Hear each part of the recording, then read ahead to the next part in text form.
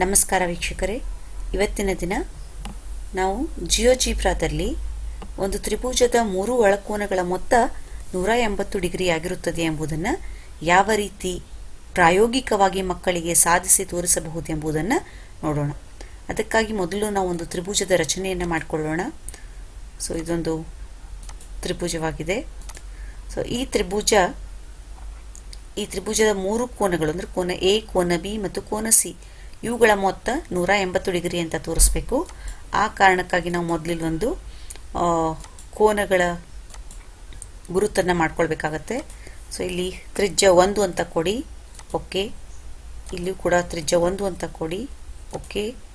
ಇಲ್ಲಿಯೂ ಕೂಡ ತ್ರಿಜ್ಯ 1 ಅಂತ ಕೊಡಿ. ಇವಾಗ ಏನು ಮಾಡಿ, ಪಾಯಿಂಟ್ ಆಫ್ ಇಂಟರ್ಸೆಕ್ಷನ್ಸ್ಗಳನ್ನು ಮಾಡ್ಕೊಳ್ಳಿ. So point of intersection, so ಈ ಲೈನು ಮತ್ತು ಈ ವೃತ್ತ, ಈ ಲೈನು ಈ ವೃತ್ತ, ಹಾಗೆಯೇ ವೃತ್ತ ಲೈನು, ಈ ಥರ ಎಲ್ಲ ಪಾಯಿಂಟ್ ಆಫ್ ಇಂಟರ್ಸೆಕ್ಷನ್ಸ್ಗಳನ್ನು ಗುರುತಿಸಿಕೊಳ್ಳಿ.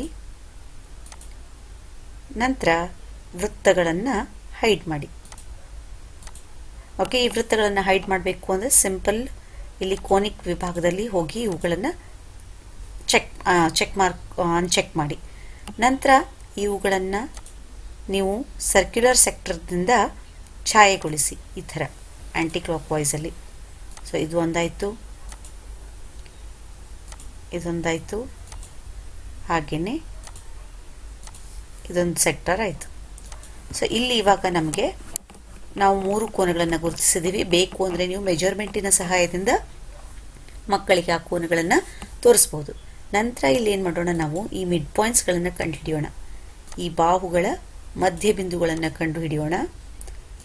ಮಧ್ಯಬಿಂದುಗಳನ್ನು ಕಂಡುಹಿಡಿದ ನಂತರ ಏನು ಮಾಡಬೇಕು ಅಂದರೆ ಒಂದು ಸ್ಲೈಡರನ್ನು ತಗೋಬೇಕು, ಆ್ಯಂಗಲ್ ಸ್ಲೈಡರನ್ನು ತೆಗೆದುಕೊಳ್ಬೇಕು. ಸೊ ಈ ಆ್ಯಂಗಲ್ ಸ್ಲೈಡರಲ್ಲಿ ನೀವು ಕೋನವನ್ನು ಮಿನಿಮಮ್ 180 ಡಿಗ್ರಿಯಿಂದ 360 ಡಿಗ್ರಿವರೆಗೂ ಇರಲಿ, ಇನ್ಕ್ರಿಮೆಂಟ್ 1 ಆಗಿರಲಿ, ಓಕೆ ಅಂತ ಕೊಡಿ. So this is angle alpha. Next ಏನು ಮಾಡಿ, ಇಲ್ಲಿ rotate around a point. So ಈ ರೊಟೇಟ್ ಅರೌಂಡ್ ಎ ಪಾಯಿಂಟನ್ನು ಚೂಸ್ ಮಾಡಿ ಈ ಸೆಕ್ಟರು ಈ ಪಾಯಿಂಟಿನ ಸುತ್ತ ಸುತ್ತಬೇಕು. ನೋಡಿ, ಮತ್ತೊಮ್ಮೆ ತೋರಿಸ್ತಾ ಇದ್ದೀನಿ. ಈ ಸೆಕ್ಟರು ಈ ಪಾಯಿಂಟಿನ ಸುತ್ತ ಸುತ್ತಬೇಕು. ನೀವು ಇಲ್ಲಿ ಪಾಯಿಂಟನ್ನು ಇಟ್ಟಾಗ ತೋರಿಸುತ್ತೆ ನೋಡಿ. Select the object to rotate, then the centre point and enter the angle. So this is the sector and this is the point. So what is the alpha angle? Angle is alpha. Angle is alpha. Okay. So ಇವಾಗ ನೋಡಿ, ನೀವು move ಮಾಡಿ ನೋಡಿ, ಇವಾಗ ಗೊತ್ತಾಗುತ್ತೆ ಇಲ್ಲಿ ಯಾವ ಬದಲಾವಣೆ ಆಗಿದೆ ಅಂತ. ಎಸ್ಕೇಪ್ ಬಟನನ್ನು ಕೊಟ್ಟು ನಾನು ಇವಾಗ ಮೂವ್ ಮಾಡ್ತಾ ಇದ್ದೀನಿ ನೋಡಿ, ಇಲ್ಲಿ ಈ ಥರ. ಸೊ ಈ ಆ್ಯಂಗಲ್ ಹೋಗಿ ಇಲ್ಲಿ ಕೂತ್ಕೊಳ್ಳುತ್ತೆ. ಹಾಗೆಯೇ same thing with this. Again rotate around a point. ಈ ಸೆಕ್ಟರು ಈ ಪಾಯಿಂಟಿನ ಸುತ್ತ ಸುತ್ತಬೇಕಾಗಿದೆ. So what is the angle? Angle is alpha. ಇಲ್ಲಿ ಕ್ಲಾಕ್ ವೈಸ್ ಅಂತ ನಾವು ಆಯ್ಕೆ ಮಾಡೋಣ. Clockwise, okay. So just check, escape. ನೋಡಿ, ಇವಾಗ ಈ ಸ್ಲೈಡ್ರನ್ನ ನಾನು ಮೂವ್ ಮಾಡಿದ್ರೆ ಇಲ್ಲಿ ಕೂತ್ಕೊಳ್ಳುತ್ತೆ. ಬೇಕಿದ್ದರೆ ನೀವು ಆ್ಯಂಗಲನ್ನು ಚೇಂಜ್ ಮಾಡಿ ನೋಡಿ, ಈ ಥರ ಚೇಂಜ್ ಮಾಡಿ ನೋಡಿ. ಸೊ ನೆಕ್ಸ್ಟ್ ನೋಡಿ, ಇಲ್ಲಿ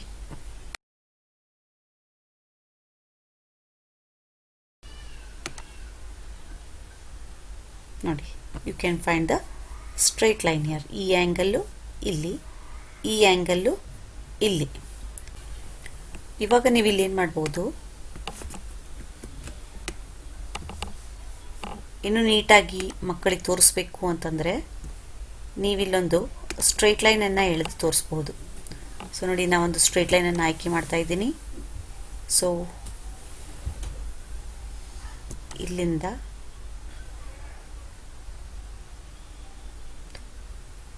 ಈ ಥರ ಇದನ್ನು ನೀವು ಇಲ್ಲಿ ಎಳೆದು ನೀಟಾಗಿ ಇಡ್ಬೋದು.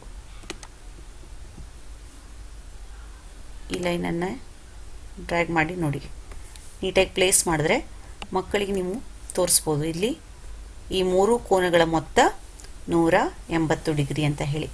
ಈಗ ಇವನ್ನ ಡಿಫ್ರೆಂಟ್ ಶೇಡ್ಸಲ್ಲಿ ಮಾಡಬೇಕು ಅಂದರೆ ರೈಟ್ ಕ್ಲಿಕ್ ಮಾಡಿ ಆಬ್ಜೆಕ್ಟ್ ಪ್ರಾಪರ್ಟೀಸ್, ಕಲರ್, ನಿಮ್ಗೆ ಯಾವ ಕಲರ್ ಬೇಕು ಆ ಕಲರ್ನ ಚೂಸ್ ಮಾಡಿ, ಒಪಾಸಿಟಿಯನ್ನು ಹೆಚ್ಚಿಗೆ ಮಾಡಿ. Okay, so this is done.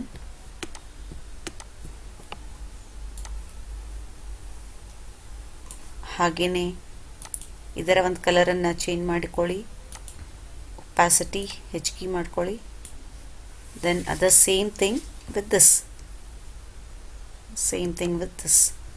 so let me take this green and increase the opacity. Okay, close and then check. ನೋಡಿ ಇವಾಗಿಲ್ಲಿ, right? So this is very simple and can be easily taught. ಇಲ್ಲಿ ಪ್ರಮೇಯವನ್ನು ಕೂಡ ನೀವು ಮಕ್ಕಳಿಗೆ ಸುಲಭವಾಗಿ ಸಾಧಿಸಿ ತೋರಿಸ್ಬೋದು. ಇವೆಲ್ಲ ನಿಮಗೆ ನೇಮಿಂಗ್ಸನ್ನು ಅಂಡು ಮಾಡಬೇಕು ಅಂತಿದ್ರೆ ಜಸ್ಟ್ ಅದರ ಮೇಲೆ ರೈಟ್ ಕ್ಲಿಕ್ ಮಾಡಿ ಶೋ ಲೇಬಲ್ ಅಂತ ನೀವು ಪ್ರತಿಯೊಂದಕ್ಕೂ ಈ ಥರ ಮಾಡ್ತಾ ಹೋಗ್ಬಿಟ್ರೆ ಆಯಿತು, ಮಕ್ಕಳಿಗೆ ನೀವು ಅದನ್ನು ತೋರಿಸ್ಬೋದು. ಬೇಕಿದ್ದ ಪಕ್ಷದಲ್ಲಿ ನೀವು ಇದನ್ನು ಲೈನನ್ನು ಕೂಡ ಇಲ್ಲಿ ಜಾಯಿನ್ ಮಾಡಿ ತೋರಿಸ್ಬೋದು. ಇಲ್ಲಿ ಜಾಯಿನ್ ಮಾಡಿ ತೋರಿಸ್ತಾ ಇದ್ದೀನಿ ನೋಡಿ. ಇಲ್ಲಿ ನಿಮಗೆ ಯಾವ ಪಾಯಿಂಟು, ಈ ಪಾಯಿಂಟು. ಸೊ ಒಂದು ಲೈನ್ ಸೆಗ್ಮೆಂಟನ್ನು ಆಯ್ಕೆ ಮಾಡಿ ಈ ಪಾಯಿಂಟಿಂದ ಈ ಪಾಯಿಂಟು, ಹಾಗೆಯೇ ಈ ಪಾಯಿಂಟಿಂದ ಈ ಪಾಯಿಂಟು. ಆಯ್ಕೆ ನಿಮಗೆ ಬಿಟ್ಟದ್ದು ನೋಡಿ. ಈ ಥರ ನೀವಿಲ್ಲಿ ಹೀಗೂ ಅದನ್ನು ತೋರಿಸ್ಬೋದು. ನಿಧಾನಕ್ಕೆ ಮತ್ತೊಮ್ಮೆ ತೋರಿಸ್ತಾ ಇದ್ದೀನಿ.